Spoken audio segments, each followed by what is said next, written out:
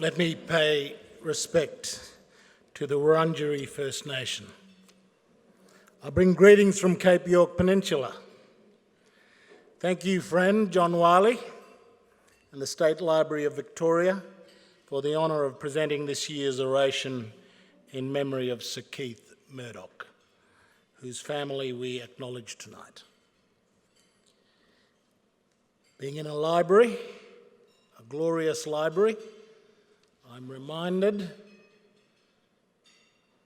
of my own glorious library in my father's room, my late and too long gone father, who one day when I was a child built a small bookshelf, the only bookshelf in the house, into which he placed all of the discarded books given by the missionary,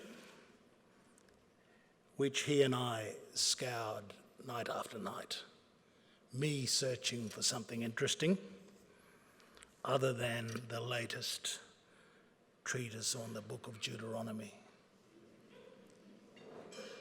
My father left me with one invocation taken from some obscure parenting book, a quotation from Francis Bacon to the effect that reading makes a full man. It is an invocation that has never left me and was my father's greatest gift to me,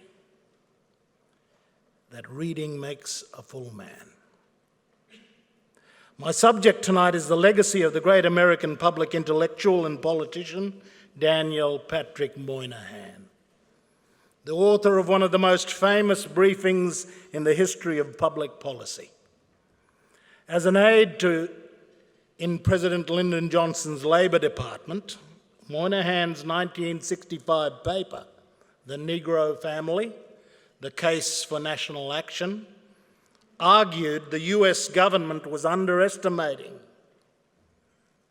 the damage done to black families by what he called 3 centuries of sometimes unimaginable treatment, and what he called the racist virus in the American bloodstream would continue to plague blacks into the future.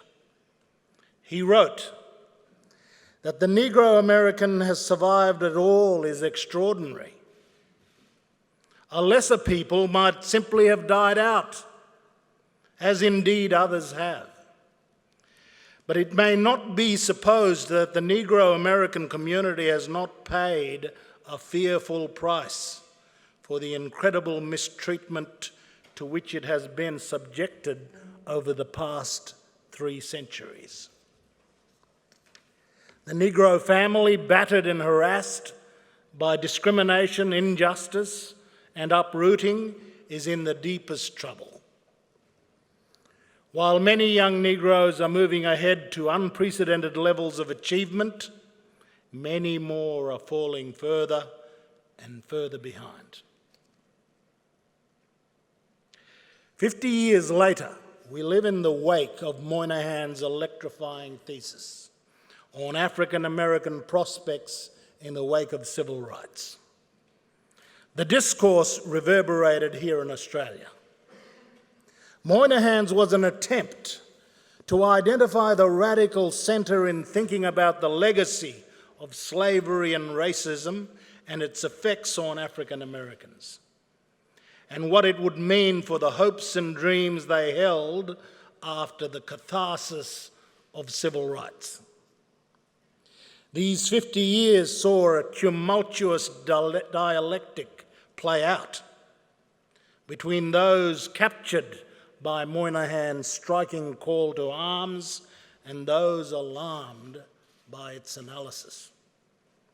This discourse began immediately with a vehement campaign by liberal social reformers and leftist activists to oppose the adoption of Moynihan's thinking by the United States federal government. The first riposte to the Negro family came from Harvard academic William Ryan, taking aim at Moynihan's identification of the black family as the ground zero of black poverty and social crisis. Later published in a book form in 1971, Blaming the Victim. I reread Moynihan and Ryan in preparation for my remarks tonight, as well as a bracing retrospective by Ta-Nehisi Coates in Between the World and Me. Coates is the leading black intellectual of the Black Lives Matter movement, and his book is a searing analysis of the ongoing American dilemma. Consider this: up to 10% of black males in America's major black cities are in jail, comprising a tragic proportion of America's 5 million citizens in prison. Last year, on its 50th anniversary, The Atlantic republished The Negro Family and Coates's article, The Black Family in the Age of Mass Incarceration. It is astounding to reflect that the argument that any attempt to attribute responsibility or personal agency to individuals in respect of social problems has its genesis in Ryan's accusation that one may be blaming the victim. It became the most powerful nostrum of leftist objection to social analyses on personal behavioural terms and any policy responses predicated upon such analyses. In my reading of Ryan, however, I cannot gainsay much of its insight and perception. Unlike the leftist discourse that he spawned in subsequent decades, Ryan's original critique cuts to the quick and warrants serious reflection. I won't rehearse the terms of that original disputation, except to say Ryan objected to the so-called tangled pathology within African American families as a misattribution of their predicament.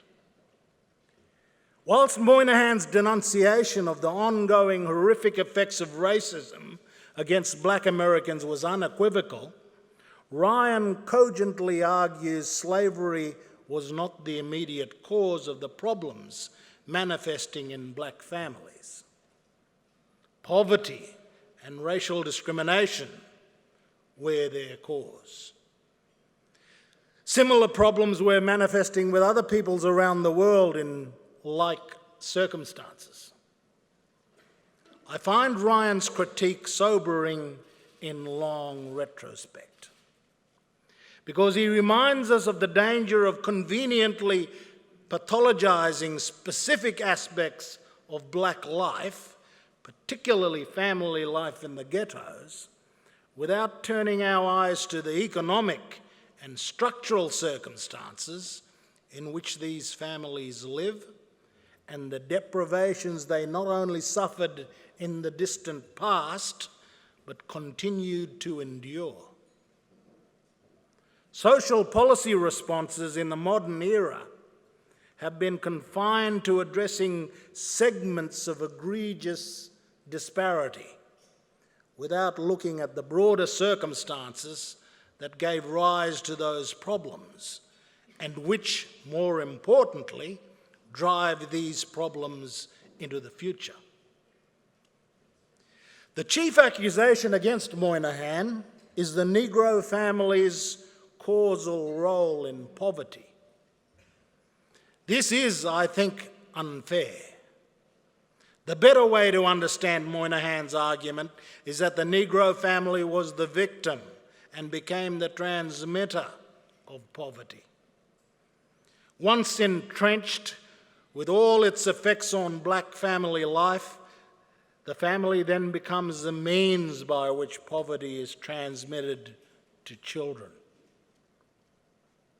When I reflect upon the history of this discourse over half a century, I wonder how much better it would have been if the insights of these two great intellectuals had somehow been reconciled,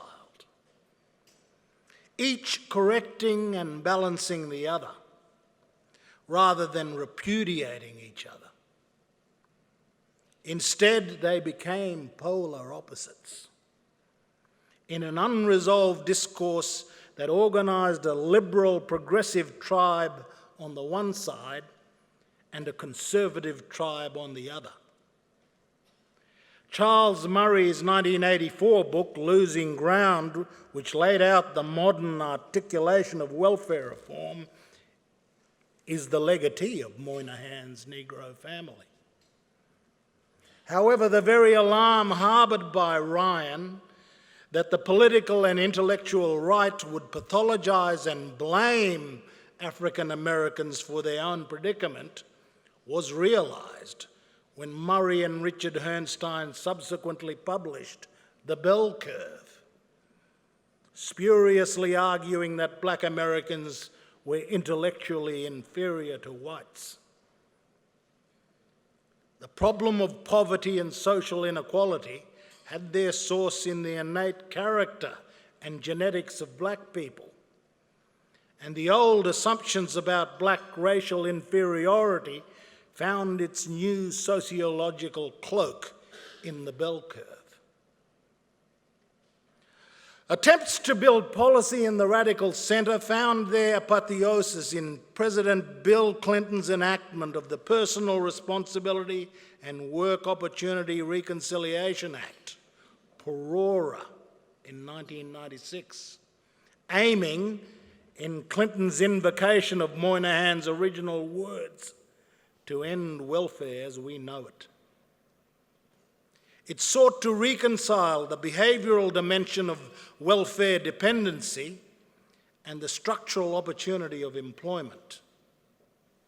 These reforms were supported by the now New York Senator Moynihan, to the dismay of the welfare rights lobby. There is great debate about the success of the PERORA reforms, but it is clear this reconciliation was dependent upon the availability of work. The deal worked during the Clinton administration when jobs were available, but could not be sustained in the economic downturn. You can mandate personal responsibility, but not employment opportunity. My interest is in the radical center. This is the place where those in search of a better society might best hunt. It is the sweet spot, representing the right combination of conservative, social, and liberal ideas and insights. Rather than the weak, lowest common denominator compromise between left and right, the radical center is the highest, noblest compromise. It brings together high ideals with hard realism. It is high-minded pragmatism informed by intense dialogue and negotiation. Bill Clinton, Tony Blair, and other social democratic leaders around the world were the chief proponents of radical center politics. However, its invention began in Australia with the Hawke-Keating government in 1983. Keating was its greatest exponent.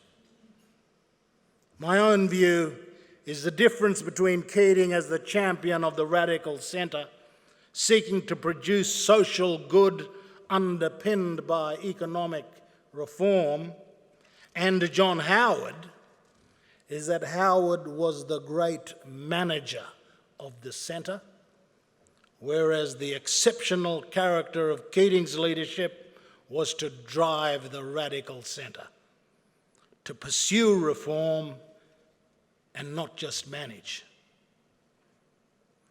The politics of the radical centre have declined in the past decade and a half, and we have retreated to that old, tepid partisanship, plying for the promiscuous affections of swinging voters.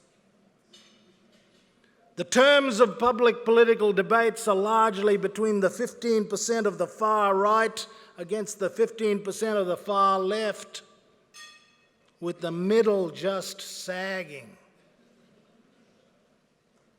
There was a brief emergence of third-way political philosophies in the 90s, and the political strategy of triangulation employed by Clinton and other so-called third-way proponents. But this turned the radical centre into mere tactics rather than a means of creating better policy and politics. My thinking about welfare dependency and reform for my people and Australians generally evolved in the shadow of these developments. Daniel Moynihan, William Ryan, Charles Murray, Bill Clinton, Tony Blair, and Paul Keating's Working Nation were critical contributors to my emerging thought. As perspicacious as William Ryan is in blaming the victim, in retrospect, his thesis informed a half-century's worth of leftists encouraging the poor to see themselves as victims. This was not his intention, but it was his effect. His riposte to Moynihan was a nostrum that became an ideology that became a mindset. And legions of leftist social workers and academics compounded the idea that the victimised were indeed victims and entitled to a sense of victimhood. I have long argued against the horrific results of this legacy. Inculcating a sense of victimhood in the victimised is, for me, to remove power from the victims. In a sense, the right's relative heartlessness was preferable. Better to object to the right's hypocrisy than to succumb to the left sanctifying victimhood. The frog falling in the fire can at least jump, whereas the frog in the freezer hibernates peacefully unto death. In 1999, I published my thesis, Our Right to Take Responsibility. My conviction was in the difference between poverty and passivity. Poverty in the third world, as I had witnessed in Vietnam, was of a different character entirely to the passivity in my home community. Like Ryan, however, from my reading of Theodore Dalrymple's accounts of the social pathologies of welfare-dependent white people in England, I saw clearly the problems caused by welfare are not racially or culturally unique. They apply to any peoples placed in similar circumstances. Dalrymple's accounts could well have been written about the communities I know in Cape York. My thesis was based on the idea we needed to assume responsibility as a power. As a power to take control over our lives and to have the kind of self-determination that successful citizens, communities, and peoples need, expect, and are entitled to in a liberal and social democratic society. Like Moynihan, my thesis aroused objections from the Australian left, Indigenous and non-Indigenous. A similar discourse that engulfed the Moynihan report played out in a provincial echo here in Australia. I want to go through the main contentions in this discourse that have eluded common ground. Firstly, in relation to social disadvantage and poverty, the issue of explaining the ultimate origin of these problems going back to the colonial past, to the legacy of racism and exclusion, versus more proximate explanations such as Indigenous communities leaving the cattle industry and joining the welfare rolls, and the rise of substance abuse epidemics, is the subject of great convulsion. My argument has been that though historic wrongs have ongoing impacts, many problems now manifest in our communities are of recent origin. They concern the rise of substance abuse epidemics and welfare dependency in recent decades. Another debate centres on causation. What drives poverty? Is it the structural circumstance of disadvantaged peoples, or the behaviour of the peoples themselves that explain the cause of their problems? Yet another dimension is the effect of racism. Aboriginal and Torres Strait Islander peoples have experienced and continue to experience appalling racism in Australian society. But in responding to that racism, should we inculcate a sense of victimhood in the victimised, or should we resist racism whilst ensuring it does not become our burden? I mean not in any way to diminish its soul-crushing effects on individuals and communities. I only mean to say that we should never nurture a sense of victimhood, otherwise we let the racists win. And finally, the whole question about agency. Should we focus on personal agency or structural reform? The left say structural reform and the right say personal agency. Like Clinton and Obama, I say both/and. The crucial question is, however, what should the relative emphasis be? My own view in relation to analysis, at least 51%, is structure and 49% is agency. However, when it comes to action and what we should do and must do, then my argument, it is at least 51% agency and 49% structure. Because at the end of the day, it is personal agency that will drive any structural reform.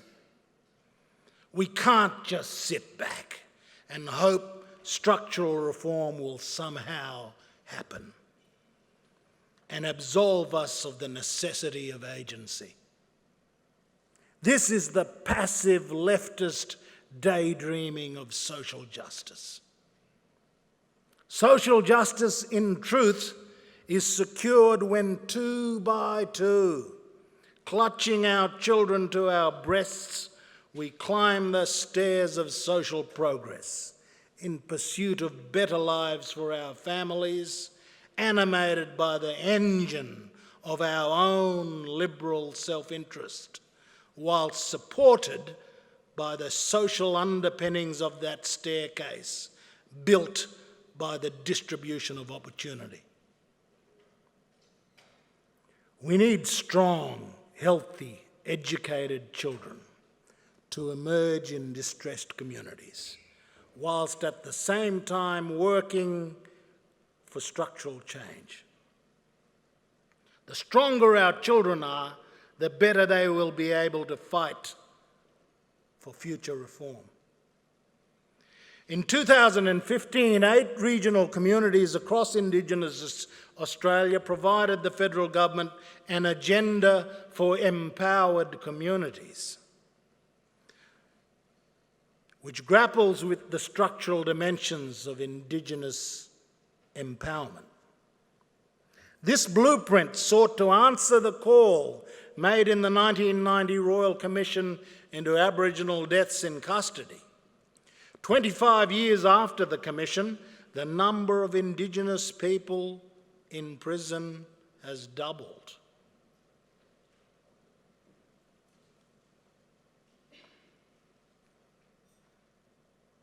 Australia's Indigenous imprisonment rate is the highest in the world. 27% of our prisoners come from 3% of the population. No statistic speaks more profoundly to the structural nature of our predicament than this one. If there is not a structural, indeed constitutional basis for 3% of any society filling 27% of its jails, then we would have to subscribe to a theory of innate criminality on the part of those peoples. The most notorious figures concerning the Indigenous plight in this country make plain this is not a problem of criminology or socio-economic development. This is a problem of disempowerment, derived from that people's status in the nation. We proposed a comprehensive policy paradigm for consideration by federal, state and territory governments. Essentially, the challenge of creating a level playing field between the elephants of government and the mice of Indigenous Australia is to find the right fulcrum between the two, to create a relationship of negotiation and mutual responsibility and respect, rather than a top-down relationship of mendicancy and control. The other structural agenda that is imperative in my view is the constitutional recognition of Indigenous Australians. This too is about empowerment and responsibility. Australia's First Nations must be empowered with a voice in relation to the laws and policies that affect our people. Finally, the country needs to embrace the Indigenous heritage of Australia in a way that celebrates it as the heritage of the entire nation.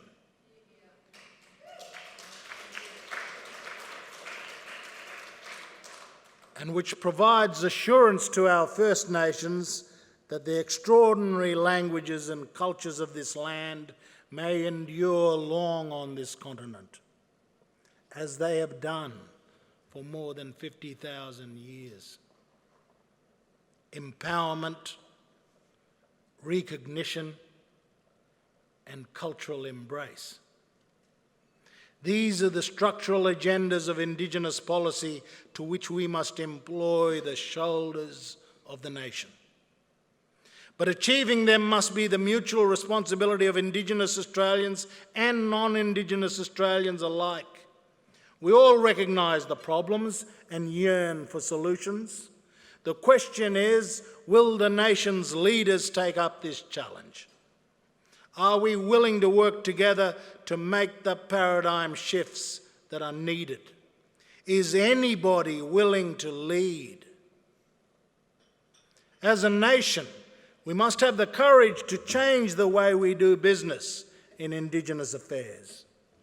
I put these views forward from the unfortunate conclusion that there is little that is promising in what has been done and is being done under the banner of welfare reform in our country. Fiddling around with entitlement design and conditions is not by itself going to reform this scene. They will be components of a comprehensive agenda, but they are not sufficient to make reform. Indeed, we have probably worsened things with the move to outsourcing human service delivery to the private sector. Whilst this outsourcing may be said to be more efficient, The truth is that we have now created and entrenched industries whose sole rationale is the existence of social problems. Beyond the employment and training services industries, we now have private sector industries in all manner of social need and misery, the dead end of which is child protection. The profit motive now exists in the space that separates lost children from their mothers' bosoms. These vampire industries have completely colonised Indigenous Australia and constitute the Australian welfare state's main response to poverty and the problems that arose from welfare dependency. Now that rentals flow in these industries, there is no incentive for players to resolve the social problems. That is their market. Rather, the imperative is to simply manage and indeed sustain these problems. These purveyors of quasi-markets of outsourced government service delivery now hold the commanding heights and resist reform. My belief has always been we need to pursue reform on both fronts, at the behaviour and structural levels. I do not resile for 1 minute from mutual responsibility and conditional welfare. By themselves, they will not solve our problems, but there is no escaping the fact that disadvantage over time becomes dysfunction, that poverty over time becomes passivity. This is where our hindsight on William Ryan has 50 years more evidence. The struggle for structural reform is not easy. Even where we have developed concrete agendas for empowerment, the country's political leaders do not know how to respond. If I have learned anything these past 15 years, it is that reforms to secure the radical centre on poverty and disadvantage require national leaders to lead them. You need the equivalent of Paul Keating to lead real social reform as the flip side of economic reform. The radical centre cannot be secured by activists and provocateurs from the outside, and neither by minor ministers. Only a Lyndon Johnson or Paul Keating can have the dexterity and authority to do what needs to be done. Finally, let me tell you why I so passionately believe that welfare reform and structural reform is crucial. My friend Danny Gilbert, founder of Gilbert and Tobin, is here tonight, and together with an extraordinary group of corporate leaders, including Anne Sherry and former Treasury Secretary Ken Henry, Gab Traynor, they support us in the prosecution of our reform agenda. We are confident of the progress we are making. We are stemming the transmission of a disadvantage. I see it with my own eyes every day. From the first university graduate of my own community, today there are hundreds of students graduating from the highest quality boarding schools in Queensland, and these young men and women now find themselves in universities across the nation. They're graduating with degrees in law, nursing, engineering, and medicine. Some of them are now starting their own families. And I can assure you that the transmission of poverty is now well in reverse with these young men and women. They are transmitting aspiration and hope to their children. And then there's the ultimate short circuit, a job. There is no more effective a measure that will stop intergenerational welfare reform and dependency in its tracks than a parent going to work every day. Let me show this short iPhone video of this beautiful young girl from the Cohen campus of my greatest prize, the Cape York Aboriginal Australian Academy. She has received direct instruction as a pre-prep student and is putting the magical pieces of reading together. She's 4 years old and on the way to reading by the time she starts primary school, and she is no different from her colleagues. Can I eat a nut? She said, go sit with the cow. He said, no, I will not. She said, go sit with the cat. He said,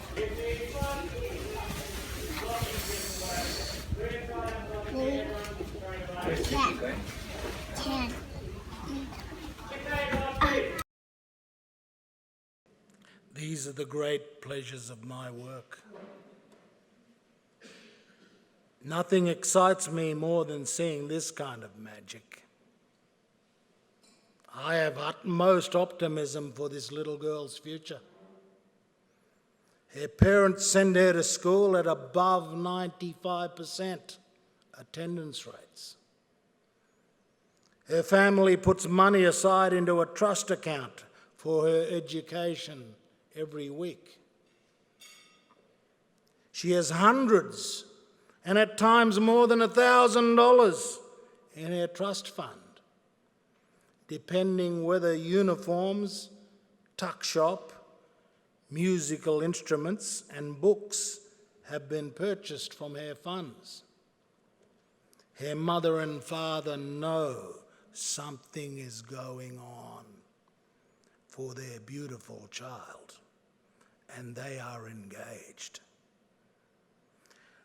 The only thing I worry about is whether her black skin will raise barriers to her future, and whether she will enjoy her Aboriginal language and heritage, along with all of the other great privileges of her Australian citizenship. While I hope she will develop her own resilience to the slings and arrows that she will surely face, I pray that she will have the future she deserves and has reason to value. Thank you.